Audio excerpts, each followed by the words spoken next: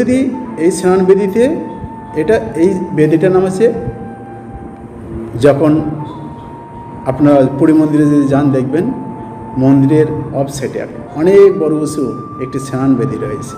হ্যাঁ, তো সেখানে জগন্নাথ বলদেব সুভদ্রা মহারানী সুদর্শনকে সেখানে নিয়ে আসা হয়। লক্ষ্মীমাতা তিনি পাশে জায়গায়, অর্থাৎ যেখানে স্নান বেদি রয়েছে তার পাশে তিনি সেখান থেকে দূর থেকে তিনি সেটি দর্শন করেন যে প্রভুকে স্নান করানো হচ্ছে। সেটি কি করা হয়, 108টা অর্থাৎ একটা স্বর্ণর পাত মোড়ানো একটি কুয়া থেকে সেখান থেকে জল নিয়ে আসা হয়। সেখানে 108টা ঘটা অর্থাৎ 108 ঘটি জল নিয়ে আসা হয় এবং সেই জল দিয়ে জগন্নাথকে স্নান করানো হয়। লক্ষ্মীমাতা দেখছে প্রভু কি যে এত জলে স্নান করছে, ঠান্ডা লাগবে না তো? স্বাভাবিকভাবে আমাদের কোনো যদি বেশি করে জল দিয়ে স্নান করে একটু ঠান্ডা লেগে যায়, স্বাভাবিকভাবে জ্বর আসবে। তো লক্ষ্মীমাতার চিন্তা আসলো যে প্রভু কি যে এতভাবে এরকম স্নান করছে, জ্বর আসবে না তো? যখন স্নান যাত্রা শেষ হয়ে গেল তখন কি হলো, তখন জগন্নাথের জ্বর এসে গেছে। জগন্নাথ বলদেব সুভদ্রা মহারানীর জ্বর এসে গেল। লক্ষ্মীমাতার দায়িত্ব নিলেন, ঠিক আছে আমি এদের ট্রিটমেন্ট করব, যা কিছু দেখবার। অর্থাৎ স্বাভাবিকভাবে একজন মাতাজির উচিত তার প্রভুর প্রতি করুণা প্রদর্শন করা আর তাকে হেল্প করার জন্য লক্ষ্মীমাতাকে, অর্থাৎ তাদের 3 জনের জ্বর হয়েছে, তারা 3 জন ভেতরে থাকছেন ঘরের ভেতরে, তাদেরকে ট্রিটমেন্ট করার জন্য লক্ষ্মীমাতা স্বয়ং তিনি বিভিন্ন রকম পথ্য আদি অন্যান্য কিছু করে দিতেন পাচন, আর তাদেরকে হেল্প করার জন্য দৈত্যপতি যারা তারা হেল্প করছিলেন। কিন্তু জগন্নাথের জ্বর এসেছে এই জন্য বিভিন্ন রকম পাচন এই সময় 56 আইটেম অনেক কিছু আইটেম এত কিছু দেওয়া হয় না, দেন কিন্তু নর্মাল অর্থাৎ মেডিসিন জাতীয় যেগুলো খেলে শরীরে কিছুটা আসে সেই ধরনের পাচন দেওয়া হয়। আপনারা আপনাদের পাশাপাশি যে জগন্নাথ মন্দিরে যাবেন দেখবেন, অর্থাৎ এই স্নান যাত্রার 15 দিন মন্দির বন্ধ থাকবে। 15 দিনে কী করা হয়, যেহেতু স্নান করানো হয়েছে অনেক সময় রং কিংবা অন্যান্য কিছু হতে পারে, এফেক্ট হতে পারে, এই জন্য এই সময়ে তাকে সুন্দরভাবে সাজানো হয়, ঠিক আছে? আর এই সময় সাজানো হয় আর অপোজিটে তাকে এইভাবে ট্রিটমেন্ট করা হয়। এটা হচ্ছে ভক্তের মনোভাব। এই জন্য শ্রী চৈতন্য মহাপ্রভু তিনি ভগবত দর্শন অর্থাৎ জগন্নাথ দর্শন না পেয়ে তার বিরহে তিনি তখন কী করেন, তখন তিনি আলালনাথে যান।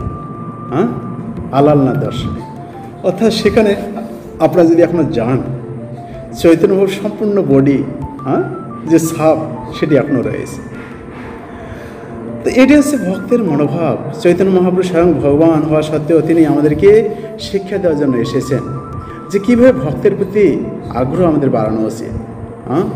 আমরা দেখি যে একজন ভক্ত যখন এসেছিল জগন্নাথকে তিনি দর্শন করতে পারছিলেন না, তো চৈতন্য মহাপ্রভুর এই বুড়িমা চৈতন্য মহাপ্রভুর কাঁধের ওপর পা দিয়ে তিনি জগন্নাথকে দেখার চেষ্টা করছেন। পাশ থেকে ভক্ত বলছেন, আরে নাও কী হচ্ছে, ভগবানের গায়ে কেউ পা দেয় নাকি? মহাপ্রভু অত্যন্ত শান্ত হয়ে তাকে দর্শন করার সুযোগ করে দিয়েছেন। তা আমরা জানি মন্দিরে, জগন্নাথপুরী মন্দিরে যদি যান দেখবেন সেখানে 4টে গেট রয়েছে। 4 গেট হচ্ছে অশ্ব, হস্তি, ব্যাঘ্র ও সিংহ, 4টে গেট রয়েছে। তো জগন্নাথ বলদেব সুভদ্রা মহারানী, জগন্নাথ এবং শ্রী চৈতন্য মহাপ্রভু এই সিংহ গেট দিয়ে তারা মন্দিরে প্রবেশ করেন। আর হস্তি গেট দিয়ে তিনি তখন কী হন, যখন তার সমাধি নিয়ে যাওয়া হয় জগন্নাথ দেবকে, তখন এই হস্তি গেট দিয়ে তাকে নিয়ে যাওয়া হয়। তো স্নানযাত্রার মূল তত্ত্ব কী? স্নানযাত্রা তাহলে নেক্সট কীভাবে আসলেন? এক সময় দ্বারকায় নন্দ বাবা যশোদা মাইয়া বৃন্দাবনে ছিলেন, আর দ্বারকায় বসুদেব এবং দেবকী মাতা ছিলেন, অন্যরা সমস্ত সবাই ছিলেন। তো বসুদেব এবং দেবকী মায়ের একটা অভিলাষ হলো, সামনে তো কুরুক্ষেত্র, তখনকার যেমন তখন আমাদের তীর্থযাত্রা কী ছিল, দাপট যুগে হচ্ছে কুরুক্ষেত্র, কলিতে হচ্ছে গঙ্গা মাতা। তো তাদের মনে প্রশ্নের উদয় হলো যে আমরা কুরুক্ষেত্রে গিয়ে সামনে অমাবস্যায় যে কুরুক্ষেত্রে স্নান হবে, অর্থাৎ গ্রহণ রয়েছে ওই সময়, তা আমরা ওখানে গিয়ে স্নান করব। তো তাদের সবার সম্মতি হলো, ঠিক আছে চলো তাহলে আমরা চলে যাব। এই কথা শোনা মাত্র নারদমণি বৃন্দাবনে গেলেন। বৃন্দাবনে গিয়ে সবাইকে বলছে, আরে শুনছ সবাই আসতেছে, ভগবান শ্রীকৃষ্ণ সহ দ্বারকা সবাই এই কুরুক্ষেত্রে আসতেছে, তারা এখানে স্নান করবে, অনেকদিন থাকবে, আপনারা যাবেন না? নারদমণি সবসময় লেগে থাকে একটা কিছু না কিছু কাজ করতে।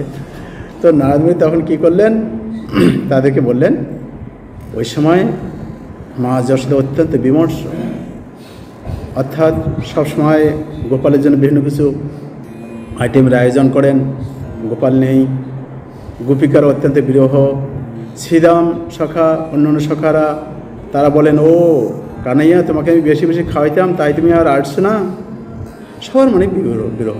তো যখন রাধারানী তার বিরহে রয়েছেন, তো যখন জানতে পারলেন যে কানাইয়া আসবেন কুরুক্ষেত্রে, তখন তারা কী করলেন, শ্রীমতী রাধারানী একটা কুঞ্জ সাজাইলেন, সবাই সেখানে আসবেন। তো এই জন্য এখানে যে কুরুক্ষেত্রে যে স্নান যে হয় সেটি হচ্ছে জগন্নাথের স্নান, এর সঙ্গে তুলনা করা হয়েছে। আর জগন্নাথ যে তিনি রথে করে তিনি যাবেন বৃন্দাবনে, বৃন্দাবনে প্রথমে যেতে নিষেধ করেছিলেন রুক্মিণী মাতা, সবাই বলা বলি করে তিনি সম্মত হয়েছিলেন। তা তিনি প্রথমে যেতে দিতেন না, লক্ষ্মী দেবী সম্মত হয়েছিলেন। এই যে রথে যাচ্ছিলেন সেটা হচ্ছে রথযাত্রা। আর তিনি অর্থাৎ রাধারানী যে কুঞ্জ সাজিয়েছিলেন সেটা হচ্ছে প্রথমে আমরা এই জগন্নাথ অর্থাৎ প্রথমে বলদেব, মিডলে সুভদ্রা, তারপরে জগন্নাথ দেব যান। তো এটি হচ্ছে স্নানযাত্রা। আর স্নানযাত্রার এই রাধার কুণ্ড হচ্ছে গুন্ডিচা মন্দির। আপনারা যদি জগন্নাথপুরী মন্দিরে যান সেখানে দেখবেন গুন্ডিচা মন্দির আছে। গুন্ডিচা মন্দির বেশি দিন থাকেন না, আর গুন্ডিচা মন্দির অনেক মাহাত্ম্য রয়েছে। হ্যাঁ, জগন্নাথ মন্দিরের যে দর্শন ফল, গুন্ডিচা মন্দির তার থেকে অধিক দর্শনের ফল বেশি পাওয়া যায়। তো স্কন্দ পুরাণে বর্ণনা আছে যে এই স্নান যে যাত্রা হয়েছিল, যেহেতু জগন্নাথ দেবকেও স্নান করা হয়, দারুবর্মর স্নান করা হয়, এই জন্য দারুবর্ম স্নানও এটাকে বা দেবস্নানও বলা হয়। এই জন্য এই দিন জগন্নাথ দর্শনে এই জন্মে এবং শত জন্মে, অর্থাৎ বর্তমান জন্ম এবং অতীতে যে জন্ম হয়েছে, যত কিছু পাপ হয়েছে, এই দিন জগন্নাথ দেবের স্নানযাত্রা দর্শনে সমস্ত রকম পাপ নষ্ট হয়, জগন্নাথের বিশেষ কৃপা প্রাপ্ত হওয়া যায়।